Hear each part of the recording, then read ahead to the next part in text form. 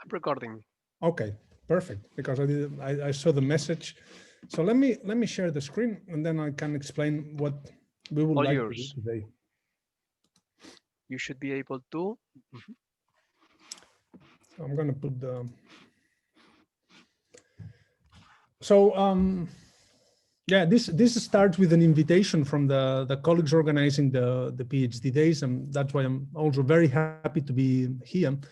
And it's an invitation to tackle a problem that I don't have all the answers, or I would say almost any answers. But hopefully during the next hour and a half, we can together, because I think that the most interesting conversations or exchanges will be done by you in your groups. We will try to understand a bit better how we can improve or how we develop research questions and what should we take into account when then we try to connect them to research designs. And you will see that most of the focus of the workshop at the end ends up in the research question, because I also was happy also these last couple of days when I saw that I think most of you are already very familiar with all the research methods and options. But hopefully also in this workshop, we can see or even familiarize a bit more with this classic discussion on the consistency between what I would like to answer and what tools I'm using to answer it. I've added my email address here on this first page in case anyone has complaints or very critical negative feedback after the session. You're always welcome also to, or comments or anything. That's where you can reach me also. I'm currently at the University of Stuttgart, and we are setting up with Alexander Brem a new Institute of Entrepreneurship and Innovation Science, but basically it's embedded in the engineering part of the University of Stuttgart. And I can tell you it's a fascinating challenge, but that's for another day. So what I would also like to share with you is a bit the overview of the session. So thanks to also Carlos and the good organization, we can start sharp on time so we can make the most use of the time we have for the workshop. I'd like to start with some general comments or observations about where do research ideas come from and why sometimes it's very easy to criticize the research questions that we are working on, and how we can kind of develop some skills to counter those criticisms that we get. And at that point, we will do the first stop for, we will go into, I think I saw that we are about, I think 18 or 17 participants. So hopefully we have like, let's say 5 groups or 4 or 5 groups with 4 or 5 people. Then you will have time for some, I'll share later what we will try to do in this research question discussion. Then we will continue trying to see some strategies that people say that are useful to argue for our research question, to defend our research question. We will have again time to discuss about these strategies, whether we think they make sense or they don't make sense. And finally, the later part of the workshop, we will try to see this theoretical expectation of a fit between the type of research question we have in mind and the type of research design. And here we will try to put on a bit of a critic hat or critical thinking hat, because we will see whether some of the recommendations that are out there make sense for us or don't make sense for us in this aim for a fit between the research design, the research question, and the state of the art in our fields. Yeah, so this is a bit the story that we plan to do in the next minutes. Let me just make sure that I have the chat on so I can pay attention if there are any comments. Yes, and please stop me during, so you will see that there are moments that I try to talk more than I should. And then you should stop me. You can make questions on the chat. You can ask anything, any moment. I could also even, I'll try to keep also the participants' view if it doesn't block my whole screen. So if somebody raises the hand, but otherwise, as we are a small group, I would say feel free to activate the microphone and just talk and just say, hey, Ferran, please, something. So I see that Carlos approves, so I can go like this, no? Okay. The only other thing that for the breakout rooms, we will be using the Jamboard, and I saw that the link is in the program. So if you can, but maybe this, Carlos, is something we will fix when we move the first time to know which group is in which whiteboard or Jamboard, no? Yeah, exactly. Well, it will be a one Jamboard for everyone, and we will have some pages, some slides, and you just say these people to this slide, these people to that other Okay. slide. And thanks, Sergio, for sharing the link to the Jamboard. Yeah, it's on the Yeah. web page. Anyone need it? It's on the page behind your name, below your name. Sorry. Perfect. Then let's get moving. So I can tell you that this started for me as a provocation on after finishing my PhD. I'm an early stage researcher, so I'm not that kind of a senior at all. And I was always getting this comment that you should try to do good research. You should try to do good research. And I always like, yes, say, but what is good research and what does this mean? And at some point, they shared also with me this presentation that was happening at Druid. And I think it was, I assume it was either Brian Udzi presenting, or at least they were talking about the paper that he led, no? And he was trying to explain what have we observed on what makes, I don't know if it's good, but research that has impact. And what Brian Udzi and colleagues presented, maybe it's a paper that maybe you're already familiar with, but what they presented is that there is a need for a combination. No? You need, on one hand, you need to have something novel, something different, something special that comes a lot from your research question, the way you approach things. But still, you need some conventionality. And when they were trying to describe conventionality, they were talking about the type of methods that you use, the approach that you use, that it's something that people are familiar with. So the takeaway I was getting from the paper was that sometimes if you do two things at the same time, so you try to answer a very new, cool research question that people have not been looking at, with also a very cool new method or approach, you might struggle to explain to other people and to the audience, why is this interesting, why is this important, as people will be lacking those points of reference. And I think it's also in the paper that they mentioned that, for example, Newton presented the laws of gravitation using accepted geometry instead of a tool that he had available and that he liked, that was more the calculus. And even if he had used a kind of even calculus on the development of some of the gravitational laws that he had that he was proposing. And this was kind of used as an example of this representation or this structure, saying that we should aim, or at least to make sure that and here I don't go beyond, I don't enter into the discussion of what is scientific impact and what it's not, because here they are basically looking at the number of, I think, citations, like this concept of hit paper. So that's a concept, that's a viewpoint or an angle to look at what it means to have impact.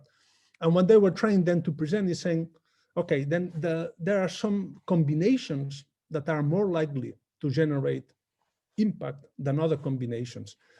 And if you bear with me and we accept that this idea of doing good research is research that also has an effect on others and that influence the thinking of other people, or that can change things, then we would say, okay, maybe we should take into account that sometimes we might be willing to sacrifice some of our kind of a novelty, as long as we are able then to communicate the message more clearly. I'm putting this at the beginning because the way I read also the implications of the paper and the discussion that they had at that time at Druid is this ability, or keeping in mind this research design, research question, and how to keep this proper fit between the two. I'll keep moving on. So this was kind of the initial provocative thought. I would like to also share a bit with you some thoughts. And here I would welcome if anyone wants to stop or disagrees or has other ideas. Because with a colleague, we were once also discussing, where do research ideas come from, no? And he was saying, well, and I think that he had also been looking at this in the past days. Okay, some people claim that their research ideas come from everyday life. So they for example, now that I'm in this situation, so okay, which is the most effective way to share something about research methods?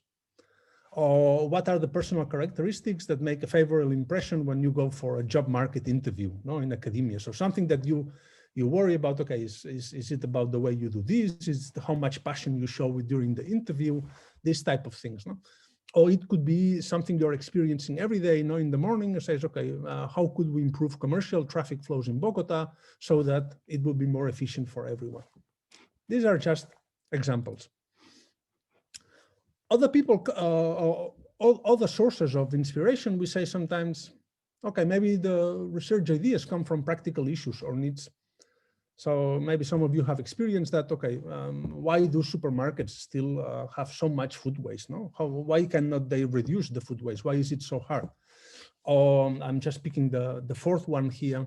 So why are researchers sometimes reluctant to share their data? And this whole discussion sometimes in sharing data or contributing a bit more to the open science or other movements.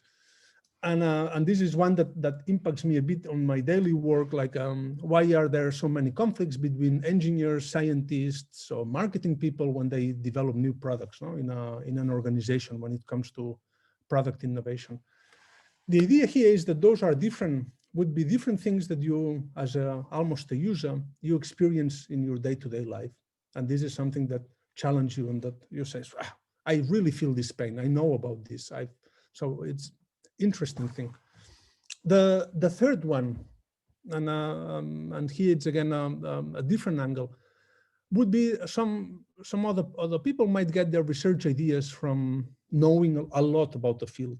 So for example, they've been studying how knowledge develops, and they basically have been able to observe that, okay, it's surprising that knowledge develops in those small steps. The idea that usually one study doesn't cover the whole things. So why does knowledge develop in small steps? What is going on here? Why do we have this expectation or this assumption that this should be like this? And I added this other example that it's maybe again related to this discussion. So why, when we assess situations, we do that based on our prior experience? And why is there this concept of mental models? Are they a rigid thing? Are they a flexible thing? So this would be the case of someone that is very embedded in the theories, in the literature, in the field, and actually finds that there are some paradoxes or things that don't make sense in the research that has been done in that area. And then this is more like, say, the theory-driven activation of research ideas. Questions, comments so far?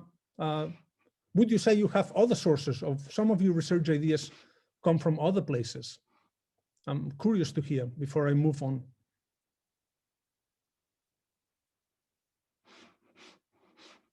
I see there is a big silence. I don't know if anyone would like to share where did your research ideas come from, actually? I can see Josie, and I was talking with Josie on Monday, so then it's a very direct cold call to Josie. I don't know, in your case, Josie, if you can share where did your research idea come from?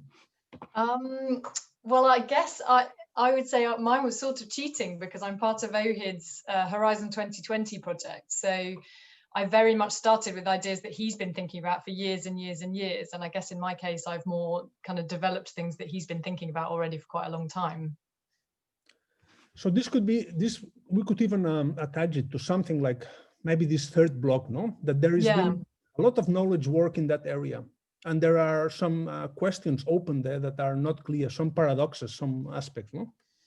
So yeah, this is also an option. And sometimes we are in a project. The interesting thing that you will see that we discuss later on is that also our research ideas or research questions might evolve a long time. So sometimes when you start a project, you start with a reference point that you think that's the critical aspect. And then it evolves, it shifts, it changes, and it mutates. I don't know if, unless anyone has comments, then I'll keep moving on. So what we were trying to do also is at some point we got, and this I'm saying we because a lot of those things are developed together with Team Schweizfurs that now is still at SDU, but soon moving to Twente. is that we always get this criticism, or sometimes you would get this criticism by reviewers, and it's most of the times it makes a lot of sense, or by supervisors, saying your research question is not narrow enough, or is not clear enough, or is not good enough. And we're saying, okay, are there some rules? Are there some things we can kind of help each other? So at least a first attempt to do a summary of this is that maybe we should think that we should refine our research questions. So we should keep in mind that our research questions are almost living organisms that will be evolving. And the question would be how they should be evolving. I says, okay, they should be evolving maybe with a narrower scope, but still keeping some level of rich complexity. And this sounds for me a bit abstract and difficult to grasp. So let's look at some examples. Maybe they help. So we would then, with this argumentation line, we would say that a research question like, why are social, let me see if I don't mess it up and I can annotate. This way we can be in the same place all the time. So we would say, we would start with the idea, okay, if I have a research question like, why are social network sites harmful? Somebody would claim that this is a very unclear research question. Why? Is because I have not narrowed down enough. It's not clear what I'm actually looking for. And then said, okay, as long as you are able to introduce, like, and this is a bit of an old research question, maybe so as long as you can introduce, still relevant, but let's say the issue of privacy has been there for a while. So as long as I narrow down to the concepts of how privacy issues affect, why is this a danger aspect? As long as I explain who is my target, in this case, the online users, it's becoming more clear as a research question. Do we agree on that? Do I get a thumbs up that the second one is clearer than the first one? Okay, this is, I know that this might seem too simple, but let's see if we get to the right level of complexity as we move ahead. Another example, no? What is the effect of environment from global warming? And this is a very relevant and important question. However, right now, the way it's written, it could be approached in maybe 2,000 different ways. So what could I do to try to focus it more, to make it more specific? Okay, maybe I can talk about the glacial melting, and I also add a target, and I even, in this case, I even add an area or a place as we would highlight. And this helps me to narrow down a bit more the story that I'm trying to look at. I keep moving on because also Carlos warned me that we should, I should keep attention to the time. Thanks, Carlos. So another example, and this is I think it's the last example I wanted to add. Sorry, just I'm always fighting with the annotate. Another example, how are doctors addressing diabetes in the US? This again is a very relevant question, but if I do a search for this question, I would probably find a lot of answers already out there, and if I put it in Google or any place. So we need to add a further level of complexity, or again, I would say also specificity more than just complexity. So then here I would say, okay, those that are suffering diabetes, what are the common traits? So what is maybe something interesting we can find out on all those suffering diabetes, and the fact that we identify those patterns, those common traits, how can then this be used to help the medical community in the prevention? So in a specific point in time of the disease, not the treatment, not the others, or the recovery, or in this case, treatment, but also looking at the prevention of a specific moment in time. So we have been able to, better or worse, to get closer to what could be a research question, maybe. I keep moving on. So just to do, and as we are getting ready to move to the breakout sessions, just to do a last exercise together. So there are, let's start with the number one. So this is an example of 3 possible research questions of someone that is interested in the deregulation in the airline industry in general. But let's see, which one would you say that it's the, I wouldn't call it the better, but at least let's say the most proper research question based on what we discussed. Would you say it's the option A, option B, or option C? We are looking at the first one.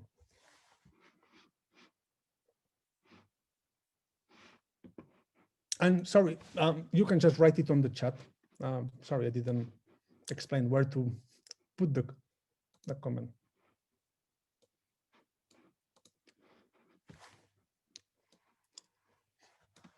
So we have an interesting discussion between B and C, no? I'm just, yeah.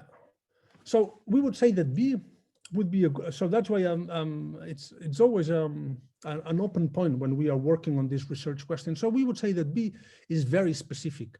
So B would be this type of perfect question that we could answer maybe with I don't know, 2 months or 3 months project. We could get a quick answer to this specific problem. The issue we would have with B is that then once we get the answer to this specific problem, if we want to understand more how this is going or how this process is functioning, we might have to do another study, another work. So we would have a kind of two possibilities. We could go for B to get a clear, specific, and it's a research question, but it's a very narrow research question that has limited, let's say, implications for other people in this area. But if we go for C, the advantage, and I think that nobody selected A. And yeah, Stefan is mentioning depends on the style of research. Yes, exactly. So if we go for C, then the advantage is that this is a bit more broad and gives us more options to maybe engage in a further discussion on deregulation in the commercial airline safety as a specific aspect. So not just in the whole industry. A similar thing could happen, and I don't want to, because I think you are getting the story here that even if we agree that they need to be clear, they need to be adequately complex and focused, there is still a bit of quite a few open issues. Yeah, in some situations, maybe B could be good enough or C. So there could be options to approach both research questions. And that's why we still have this debate on what is a good research question or not, and why some people might not agree that our research question is clear or not. Just to wrap up before we jump on the breakout rooms. So what we would like to agree or to at least have a shared point of view is that we would say that good research questions need to be feasible, need to be somewhat clear. So if a third person reads it, understands more or less the same topic we are trying to approach, should be significant or relevant, although this is again a very open comment or a very open concept, should help us to define the investigation, should ideally set some boundaries of what we plan to do or what we don't plan to do, should give us also some direction, help us to do the research work, and also should be ethical. And I'm just putting again the reminder that we also, at the beginning of the session, what Josie was mentioning, that maybe you also start with one research question in mind, but it might be evolving. So it's also a mistake or that we narrow down or that we get blinded by our very narrow initial research question, and then we forget that we are allowed to actually change or shift as we see other things when we collect data or we look at the theories and so on. So I promise that I should not talk too much, and that's what we should actually try to start changing now. What I would like now is that, Carlos here, I will need your help when we break out into rooms to know who is group 1 or group 2 or group 3. But maybe in the breakout rooms, they can see the numbers, no? And then they can link to the Jamboard. But what we would like to do is first spend at least 3, 4, 5 minutes to think individually about your main research question. Please write it in the Jamboard of your group in a short short text, just added it as a note. And please do an introduction round, sharing. So why do you think that your research question, and which attributes does your research question have? Why do you think it's a good research question? At least it's the one that you are using now. And then finally, after doing this round, each of you, it would be very nice if you could summarize. So which things do your research questions share? Are they usually clear, or are they help to have a direction? And it's also good to know which things we don't actually comply with this criteria. And then we will get back in the group and also do a bit of a short recap. With this, Carlos, here is where I might need your help to activate the... Is it, sorry, before we move, is it more or less clear what the steps? So just think a I moment. guess the best would be to share 1 second the Jamboard to see it all together to see where we have to Perfect. go, and all of you have the links to go. And if I have to change something, I will do it right now. Tell me, I guess we have it was 4 groups, was that? Yeah, yes, the idea is So that, yeah, the perfect. ideal is to have 4 break rooms, right? Yes. Yeah, so I will change this. Wait a second, but since now, if you can share also the Jamboard, if you can go there and talk a little bit about the Jamboard, I will work on Yes. this. Then let me share the Jamboard. I share it in the Yeah.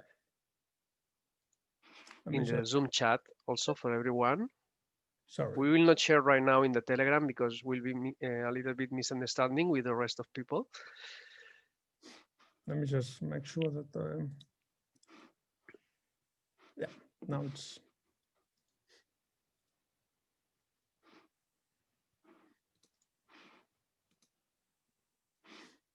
So hopefully what you see now is my browser, and you can see, I think that quite a few of you are already logged in. So the idea would be is that we are able to be and use the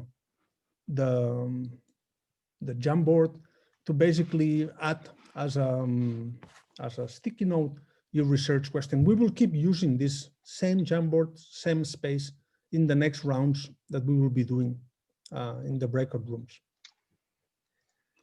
And I guess that related to the groups on who is in each group, I think that maybe this is something you will be able to see as you are allocated in the breakout room, you will know. So I'm going to share also the screen, and if you want, just in case, very shortly. So all they have to start with 1 question here. They will have right now, if they go, what they have to do. I'm sorry, I missed this. So the first thing is take a moment. If you need 2 minutes to think about what is the current research question that you are working on. Okay.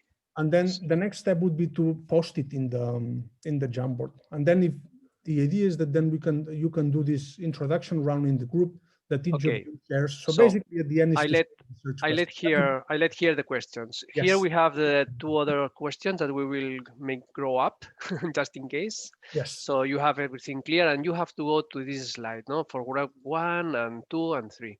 And we will move all the rest. We will help you to see if everything is okay.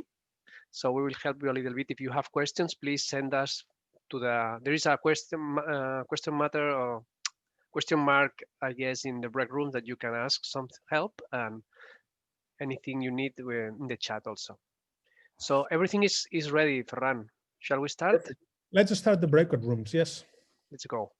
See you now.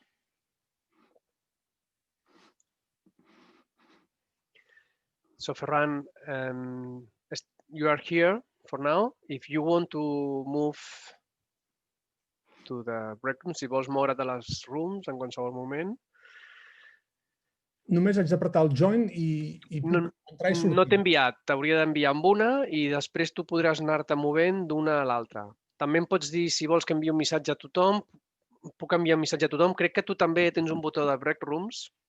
Sí, pot ser? He apretat, sí, i em sembla que puc saltar a les breakout rooms perquè posa l'opció de join. Pues si vols fer-ho, també ho pots fer tu mateix. I tenemos a Adrián. Adrián, sorry, wait. I'm going to move you to the group 1. I miss him. Acaba d'arribar, no ho sé. Jo diria que si vols anar al grup 1 per veure si l'Adrià... Perfecte. I el que sí que veig és que no he ficat timing, per si de cas ens podíem adaptar. Ens hem passat una mica de temps. Sí, però jo puc ajustar. El que ve a continuació, els meus inputs seran més curts. Perquè són les 10 quasi. Queden... 55 minuts, no?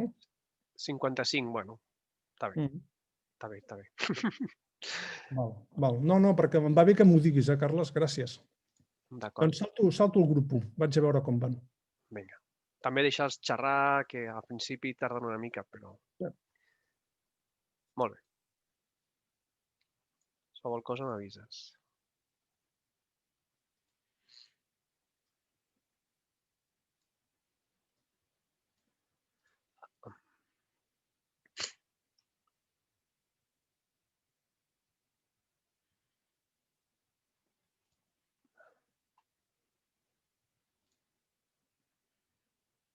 Is from Sandberg and Alveson. It's a organization paper related to the family of organizational studies and the organizational theory colleagues.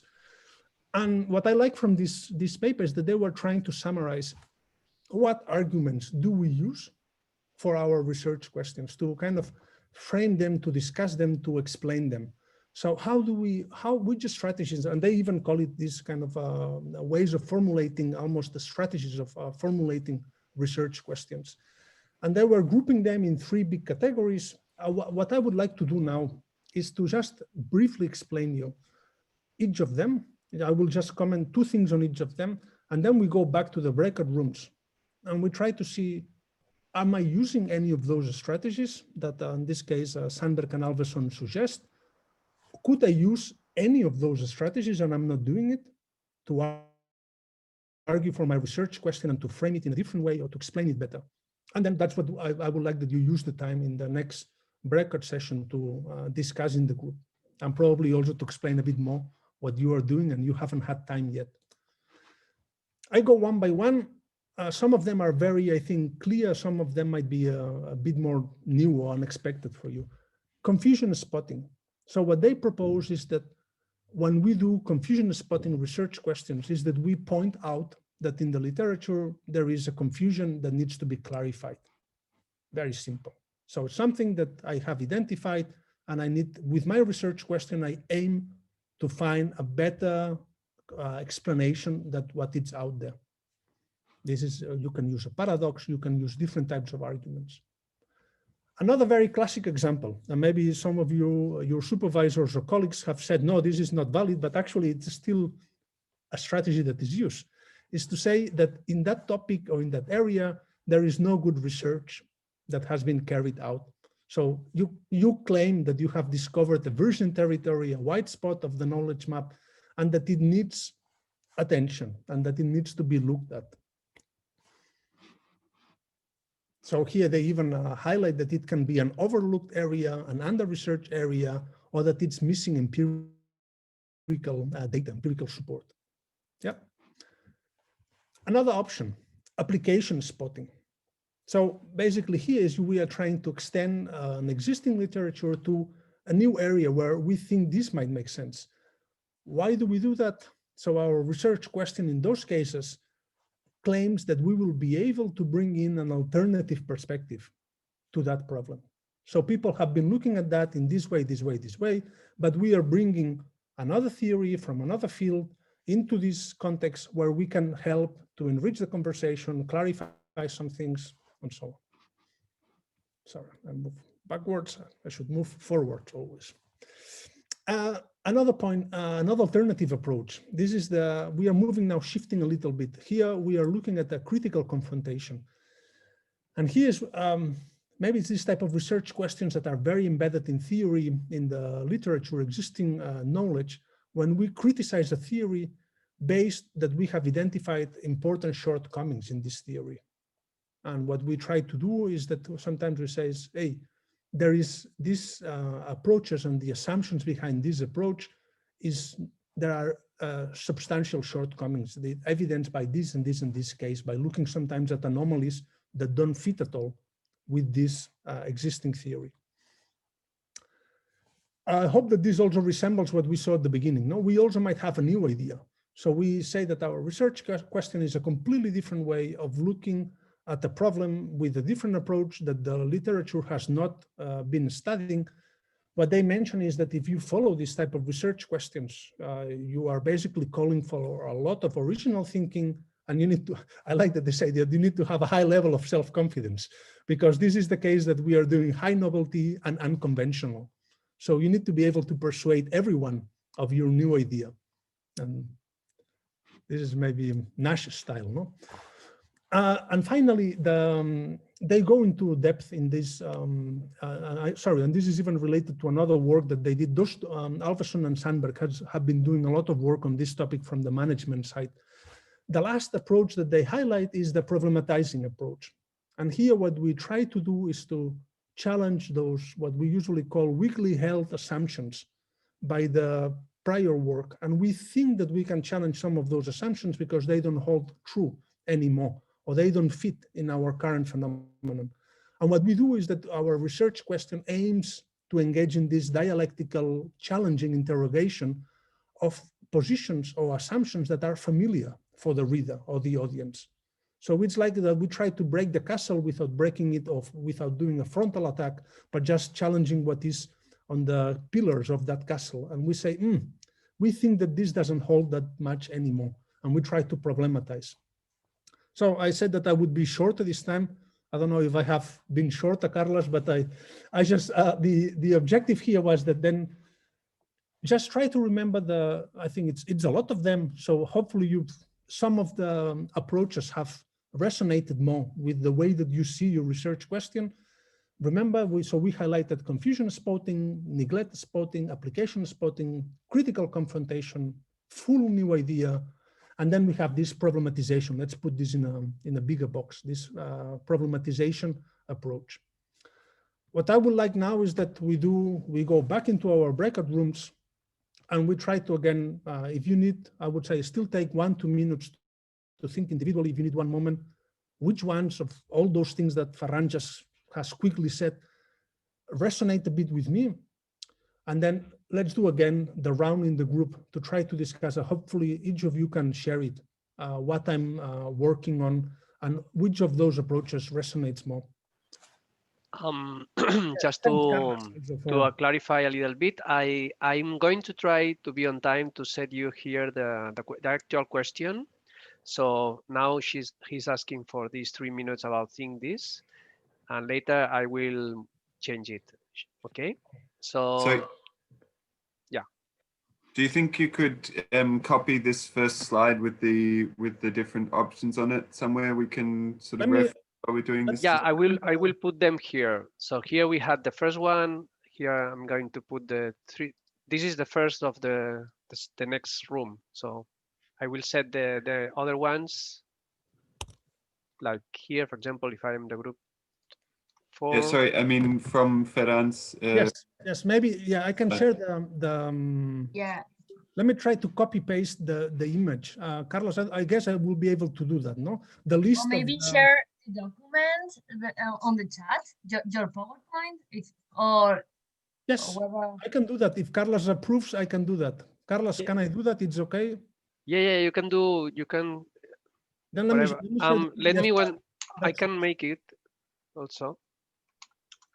So let me see if it's okay like this, easier. So I remove these ones and then we are here, right?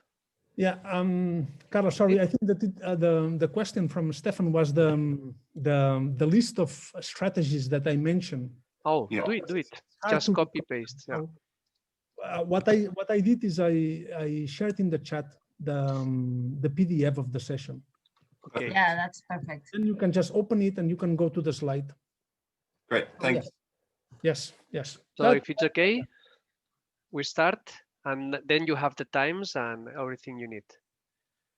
Perfect. So we go. See you in a bit.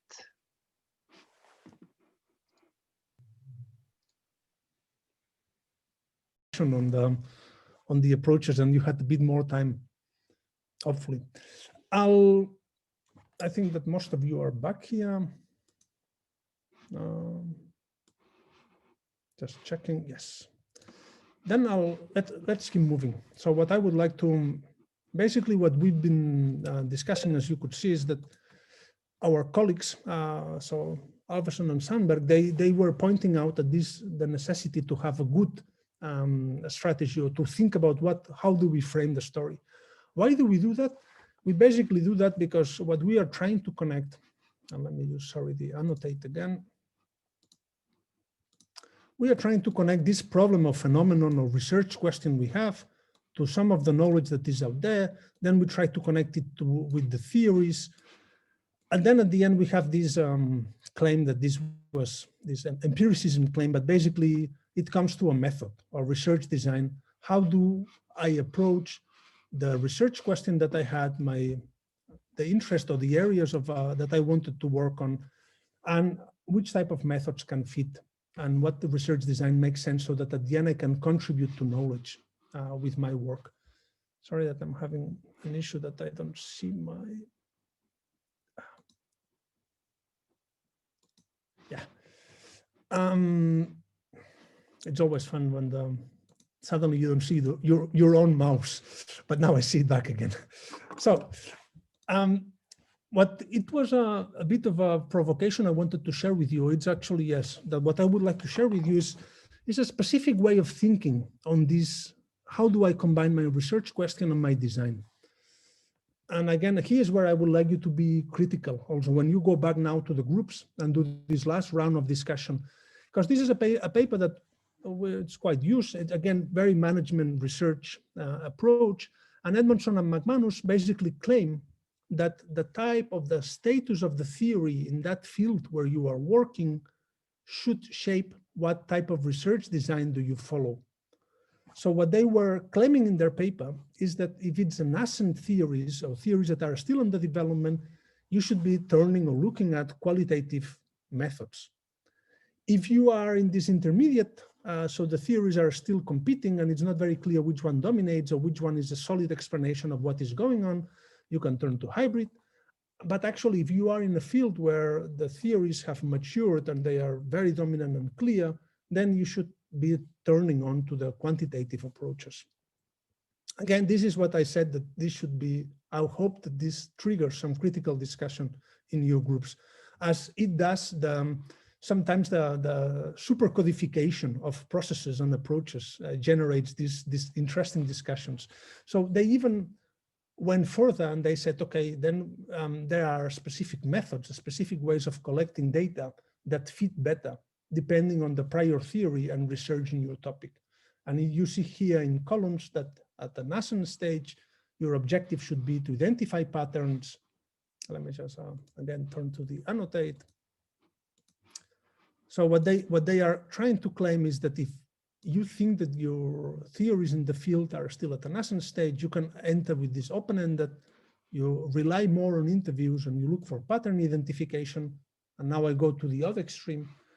If you have the sensation or you have the perception that your field is getting more mature when it comes to the theories being used, there are dominant approaches, then they suggest, okay, maybe you should turn more to the survey strategies, clear construct measurements, and actually end up with a very, let's say, hypothetical deductive approach with just test hypothesis.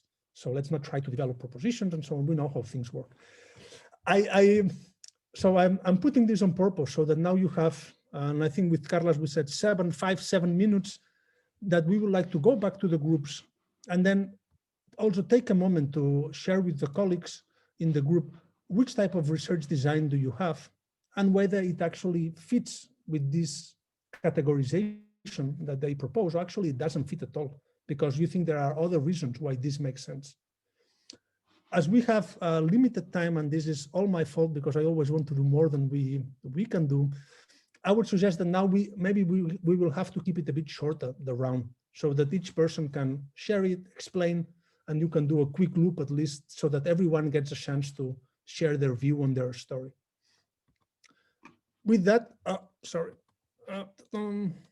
moving forward, with that, Carlos, I think if it's possible, I would like to again activate the breakout rooms.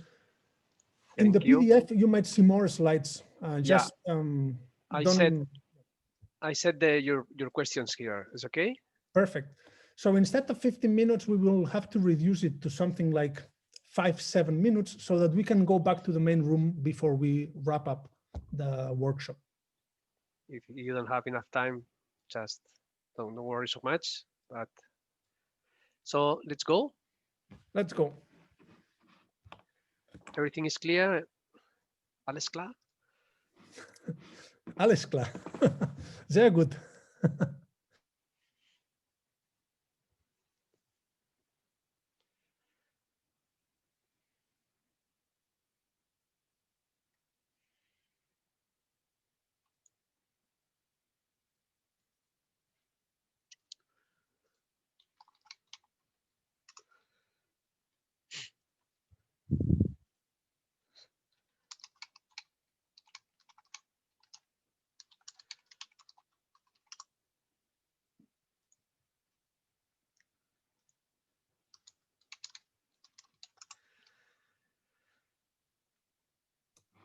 els hi he mencionat que si poden deixar les coses en escriure una mica en el Jamboard el que han estat fent millor, que ens agradaria poder-ho veure.